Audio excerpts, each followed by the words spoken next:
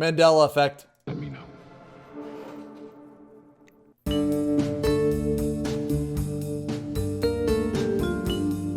Keep streaming, Smash! No, 2 more! For the past couple of months, a phenomenon known as the Mandela effect has taken the internet by storm. To put it briefly, the Mandela effect refers to a conflict between the past and people's memory of the past.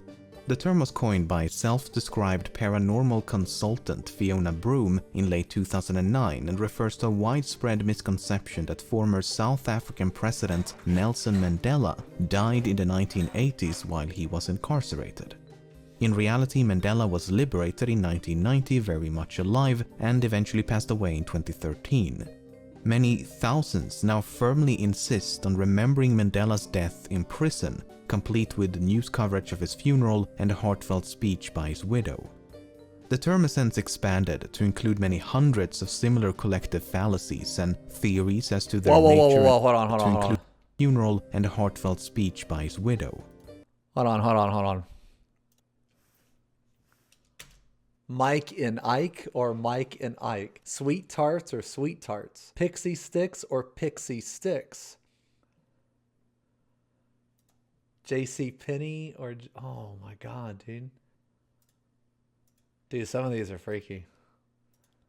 As to their nature and cause are quite imaginative. Fiona Broom and many others are of the belief that these misconceptions are the result of alternate realities. In other words, they are memories from parallel universes in which history transpired exactly as you remember it, but at some point between then and now, you allegedly drifted into a parallel universe with an alternate history, and thus some of your memories misaligns with the reality you currently inhabit.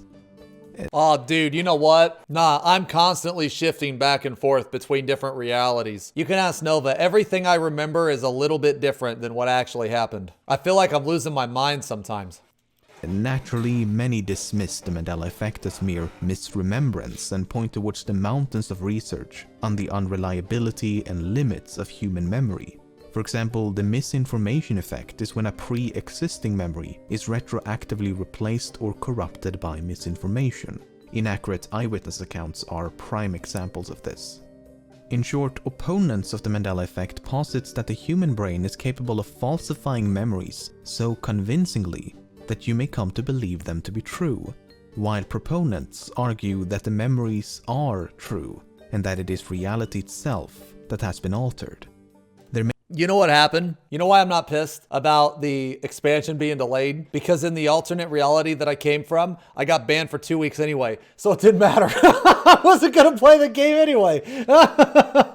Main argument is that false memories alone cannot account for I the hope that doesn't really happen. number of unrelated people I love these Square misaccounting Enix the and Yoshi same P. event or Please no fact. bans.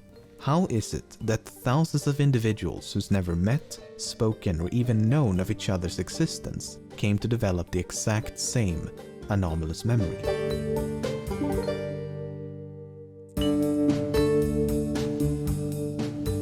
In the 1979 James Bond film Moonraker, there's a short sequence in which the villain named Jaws and his love interest Dolly have a heartfelt moment. The character Jaws is known as such as his teeth are made out of metal, and as they both smile upon one another, many viewers recall how Dolly wore braces as if to complement his metal teeth. In reality, Dolly is totally braceless throughout the film. Proponents claim this is a clear example of how history has been altered, either through paranormal means or by retroactive tampering of the movie. Many have since tracked down various articles, comments, videos, etc. that do in fact describe Dolly as having braces, which they claim to be residue from this alternate reality that they remember. For example, a Finnish commercial from 2006 is alluding to this scene, and the actress portraying Dolly is indeed wearing braces. Another example is a website from 2004 that describes Dolly as a short blonde girl with pigtails, glasses, and braces. On the other hand, this could merely be examples of the misconception's extensiveness. After all, this delusion has likely been around for decades, and the author of a Usenet post from 1999 expressed the exact same confusion. I did some digging of my own, and it didn't take long until I found this. It's a review of Moonraker published on the day of the film's theatrical release in the US, and in reference to Jaws and Dolly's relationship, the author writes, "It would be a relationship made in heaven if only she wore braces." So on the day of the movie's release, someone already thought braces would have been idiosyncratic of this character.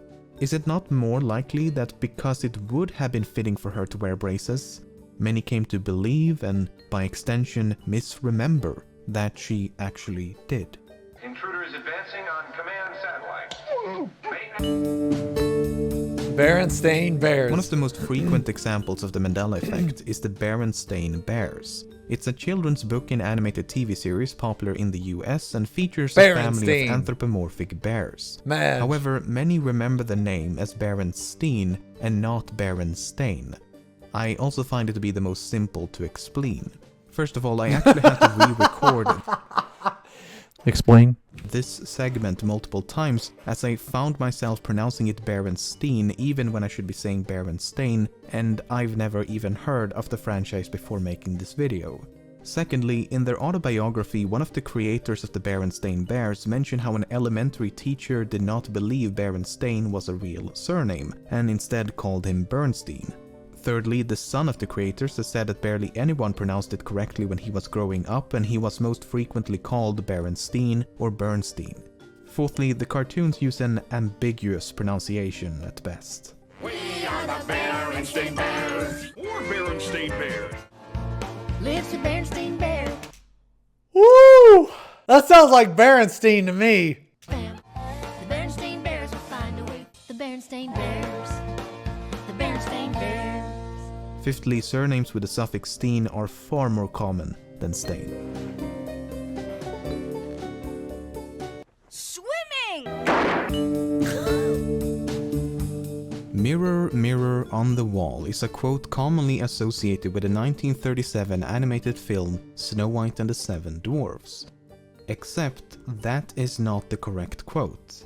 My queen. Magic mirror on the wall, who is the fairest one of all? This would be strange if it wasn't for the fact that this is an adaptation and the original source material reads "Mirror, mirror on the wall."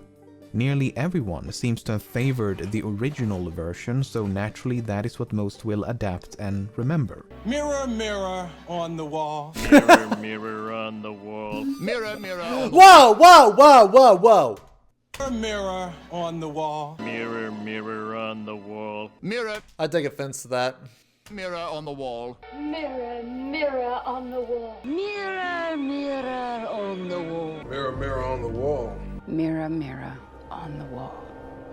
Even official Disney material has opted to use the original version, perhaps for the sake of familiarity and preference, or, you know, alternate realities.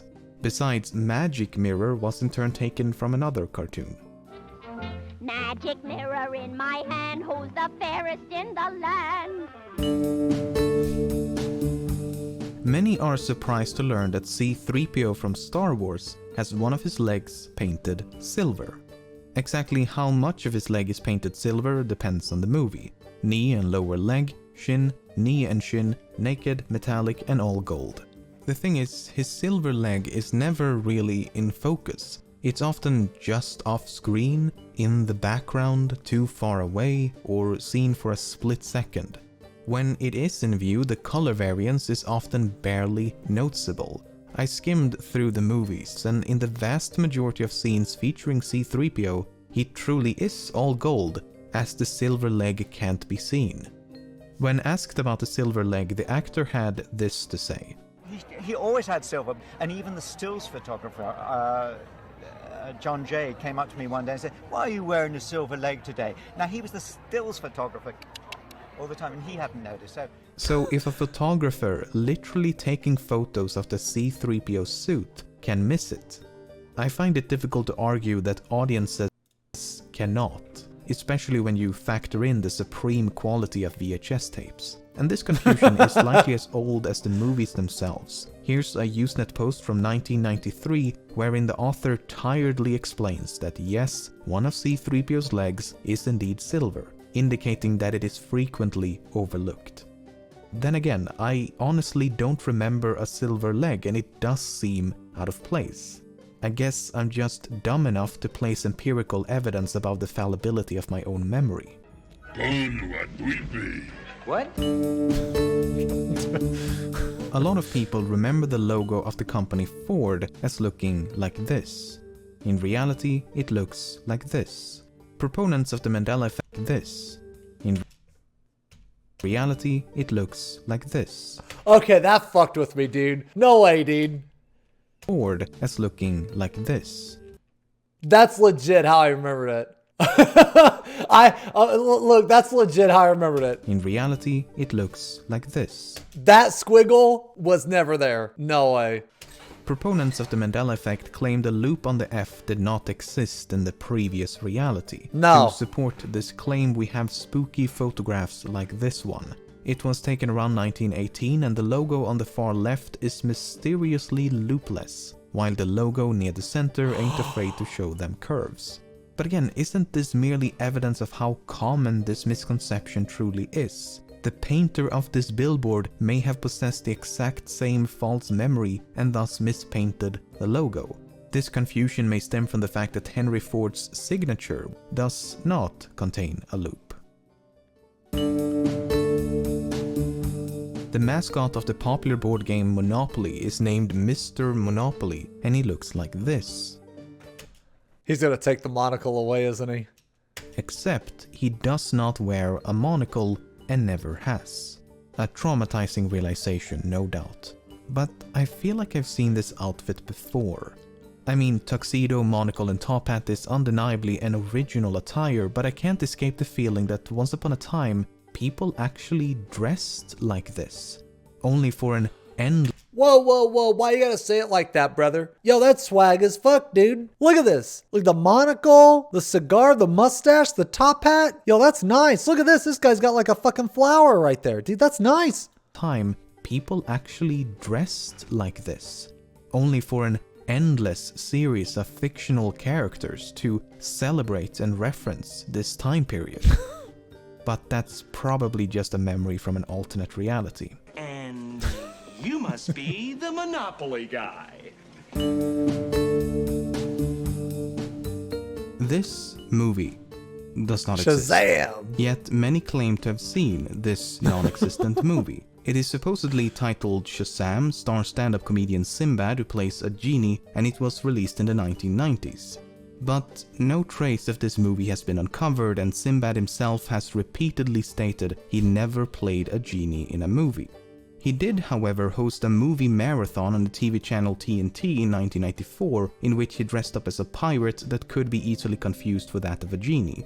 Another potential source of this misconception is the 1996 movie Kazam, starring Shaquille O'Neal as a genie. In 1997, both O'Neal and SINBAD starred in the movie Good Burger, which could have aided in this potential. Oh, dude, Good Burger. You remember that movie? Dude, I like that movie. Mix-up. Furthermore, the VHS tape for Kazam features a preview of the SINBAD movie First Kid, much like the VHS tape for First Kid features a preview of Kazam. So there were plenty of opportunities to conflate the two, though many still claim to remember both Kazam and Shazam as being separate movies. Then there's the fact that SINBAD has starred in a bunch of movies and TV shows in which he wears clothes that could be confused for that of a genie. Between 1993 and 19... Holy shit, dude. Look at... Oh my god. Look at the way SINBAD dresses. Yo, he just doesn't give a shit. He just doesn't give a fuck. Dude, I respect that. I wish I could look good like that, man. I'd wear that shit, dude. Holy moly. He had a short-lived series called The SINBAD Show, where he dressed in... Oh my god. In 1993 and 1994, he had a short-lived series called The SINBAD Show. Dude, look at that. That is legit. Where he dressed in a range of genie-esque outfits, and in 1996 he guest starred on a show called All That, looking like this. Then there's the animated show Shazam, that's also about a magical genie. Not to mention that the name SINBAD is strongly associated with genies thanks to the story of Sinbad the Sailor and its numerous adaptations. Lastly, and perhaps most importantly, people have misread the title of the movie Kazam as Shazam from the moment of its release. I'd like to remake the movie Kazam with Shaquille O'Neal where he plays a genie, and I'd like to get it right. The fact that groups of people develop the same or similar false memories really shouldn't be cause for confusion. We live in a highly interconnected world where two wholly unrelated individuals may have the exact same experience, even though they lack any knowledge of one another. And unless you presume human memory to be infallible... Oh my god. This whole time I thought it was a meme. This whole time I thought it was a meme. It's not a meme. This is me from the other reality. Dudes, that's me from the other reality! That's me, dude! Some of these experiences will inevitably result in the development of false memories.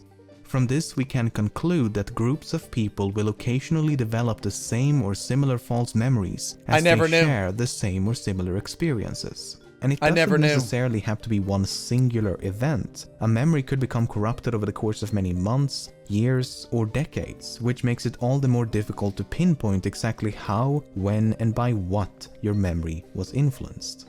Take the namesake of this phenomenon, the death of Nelson Mandela, as an example.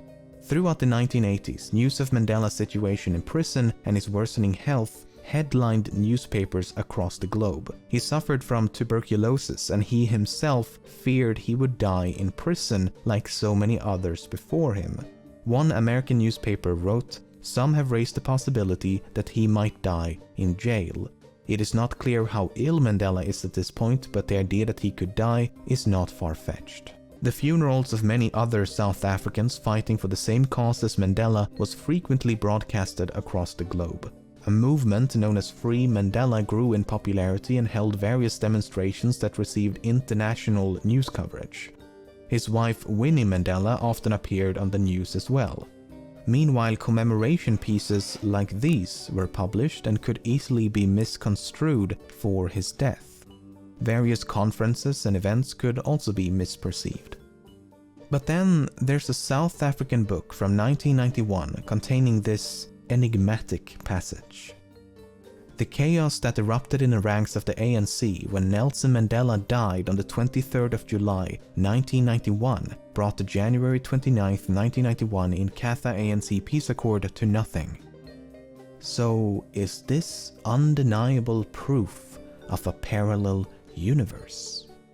Not really. The book is merely a collection of poetry and fictional stories written by high school students as part of various assignments. Not exactly an historical account. Then again, if we're shifting between alternate realities, anything's possible, right? I think a paper titled False Memories and Confabulation put it very succinctly. The feeling of remembering is important to our well-being, but so is the feeling of not remembering that accompanies vague, inconsistent, or implausible recollections. Accurate memory is knowing when we do not remember, as well as knowing when we do.